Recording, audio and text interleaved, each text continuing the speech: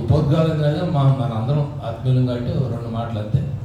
యాక్చువల్గా ప్రతిసారి ఎలక్షన్స్లో మాకు సర్వీస్ ఓరియంటెడ్ అలవాటు కాబట్టి 2008 నుంచి శంకర్ గారు, నేను, కాశీ గారు అనుకొని పెద్దలందరినీ అప్పుడు దగ్గర చేసి మేము సర్వీస్ చేస్తూ వాళ్ళ సహాయ సహకారాలతో ముందుకు సాగేవాళ్ళం. మన విశేషం భరద్వాజ్ గారు వాళ్ళు అంతకుముందు మన సాగర్ గారు వాళ్ళు అందరూ నిలబెట్టిన దాన్ని కంటిన్యూ చేస్తూ వచ్చాం.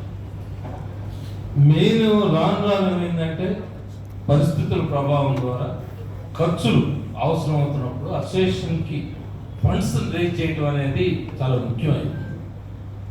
ఆ ప్రాసెస్లో లాస్ట్ కమిటీలో మరి వెనుకొండ ఆదిత్య గారు కానీ ముందున్న సాగరేష్ గారు కానీ దాన్ని సక్సెస్ అయ్యి ప్రూవ్ చేశారు. నాకు బాగా నచ్చింది. కోటిని తీసుకొచ్చి ఇన్సూరెన్స్ చేసినట్టు మాట కాదు. నేను రిజల్ట్ ఉన్నప్పుడు సెక్రటరీస్ ఉన్నప్పుడు మనందరం కలిసి చేద్దామా, మీరు 1000 అసోసియేషన్ 2,000 కట్టి మన ఇన్సూరెన్స్ చేద్దామని నేను ప్రపోజల్ పెడితే మళ్ళీ మెంబర్కి ఎందుకండి అని ఒకళ్ళు, ఇంకొకళ్ళేమో ఇలా మీరు 2,000 కట్టుకెళ్తే 40 లక్షలు 50 లక్షలు అయితే ఫండ్ అయిపోద్ది, అసలు అది వద్దని ఆపిన వాళ్ళు ఉన్నారు. అప్పుడున్న జనబడి వాళ్ళకి తెలుస్తుంది. అసలు వీటన్నిటికీ సంబంధం లేకుండా అసోసియేషన్ డబ్బుల్ని ఉన్నదాని మీద కొంత పెంచుతూ కంప్లీట్ బయట నుంచి తెచ్చి మన ఆరోగ్యాన్ని కాపాడుతామని మాటించిన సారేష్ గారి టీంకి నిజంగా హ్యాట్స్ ఆఫ్.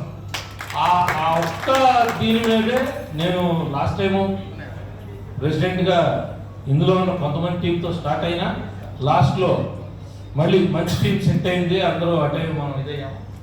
ఈ టర్మ్ మళ్ళీ అనుకున్నా కూడా 1.5 కోటి ఈ ట్రిప్ 2 కోట్ల పైన తేవాలి.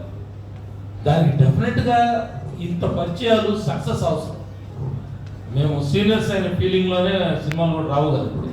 అందువల్ల రన్నింగ్లో ఉన్న డైరెక్టర్స్ ఆ మనసున్న మనుషులు కావాలనే ఉద్దేశంతో నేను అన్కండిషనల్గా పక్కొచ్చాను. సార్ వేరే కండిషన్స్ ఏం లేవు.